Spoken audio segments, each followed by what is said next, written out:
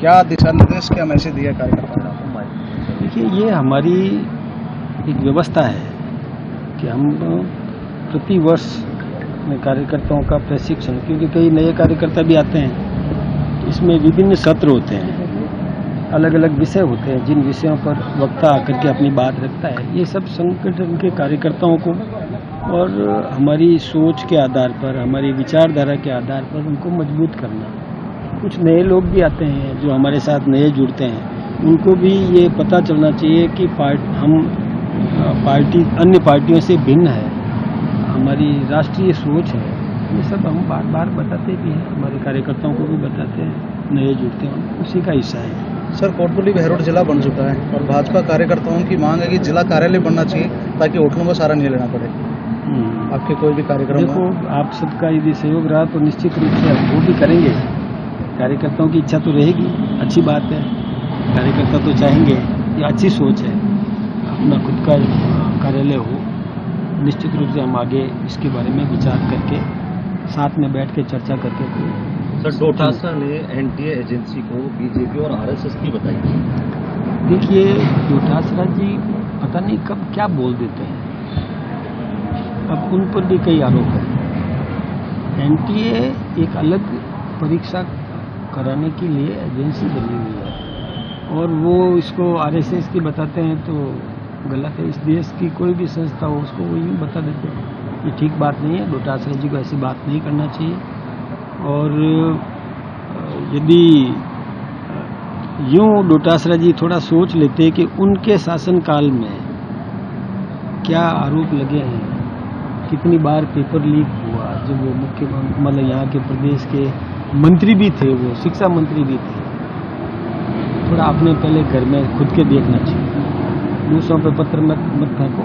NTA ने बहुत अच्छा फैसला लिया था, तत्काल परीक्षाएं रद्द कर दी। डोटासरा जी के समय में, गहलोत साहब के समय में जो सब इंस्पेक्टर्स की भर्ती हुई थी ना, उनको 2-2 साल नौकरी करने के बाद घर भेज दिया, तो उनकी तो अभ्यास ही टूट गया।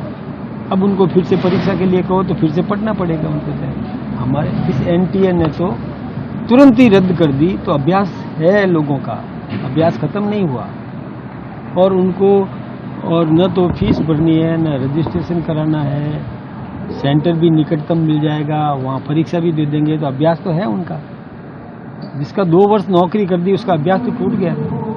उन्होंने क्या अपराध किए ये पता नहीं है उनको, दूसरों पे बात कर। सर, मोदी जी अभी ईंधन बचाने के लिए कह रहे हैं, तो क्या देश में स्थिति खराब है नहीं, या केवल अपनी? नहीं, कोई ऐसी नहीं है। देखिए, आपके अपने परिवार में भी परिवार के मुखिया ने कहा होगा कि मितव्ययिता बरतो, ये अच्छी सोच है। मितव्ययी होना कोई खराब नहीं है।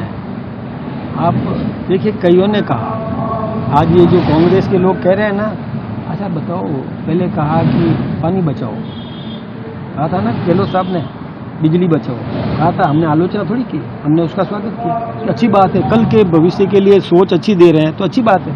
इसी प्रकार से ईंधन बचाओ कह दिया तो क्या बुरा कर दिया, धन बचाओ कह दिया तो क्या बुरा कर दिया। आप फालतू यात्राएं मत करो तो, या फालतू खरीदी मत करो तो क्या गलत क्या कर दिया, गलत कहा क्या?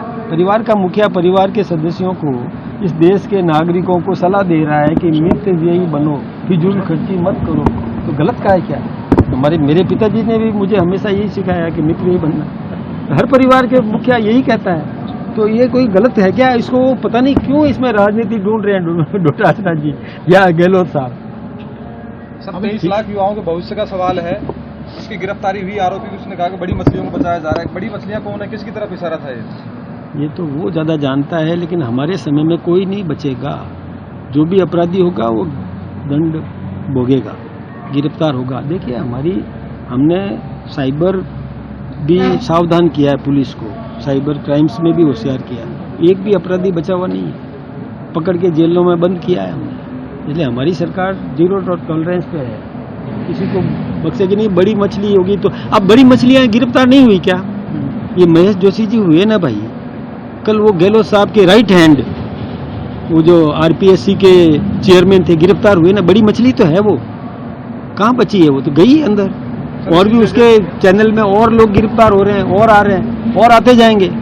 पता नहीं ये कहाँ तक और बड़ी, उनका कहने का मतलब कोई और होगा तो पता चल जाएगा, वो भी सामने आएगा। कांग्रेस तो ये भी आरोप लगा रही है कि भाजपा ने चुनाव मुद्दे पे यही रखा था पेपर लीक को मामले को लेकर, लेकिन अब इनके दौर में भी पेपर लीक नहीं हुआ। भजन लाल जी के राज में एक भी पेपर लीक नहीं हुआ है। हम ठोक के कह रहे हैं ना, एक भी पेपर लीक नहीं हुआ। और ये भी जो हुआ है वो केरल से शुरू हुआ। अब आ गया सामने सबके केरल, हमारी सरकार नहीं है वहाँ। सर, शिक्षा मंत्री मदन दिलावर जी ने कहा है कि ये कोई बड़ी बात नहीं है, तो फिर इससे बड़ी बात क्या होगी? किसके लिए कहा है बड़ी बात नहीं है? ये जो नीट का पेपर लीक हुआ है, इस मामले में उनका बयान आया है कि ये किस प्रसंग में कहा ये मैं नहीं कह सकता, क्योंकि मुझे जानकारी इसकी है नहीं। लेकिन मैं ये बता दूं कि हमने एनटीए ने तत्काल परीक्षा रद्द की, ये अच्छी बात हुई। यदि कुछ समय निकल जाता और फिर रद्द करते तो अभ्यास बच्चों का टूट जाता। Thank you sir.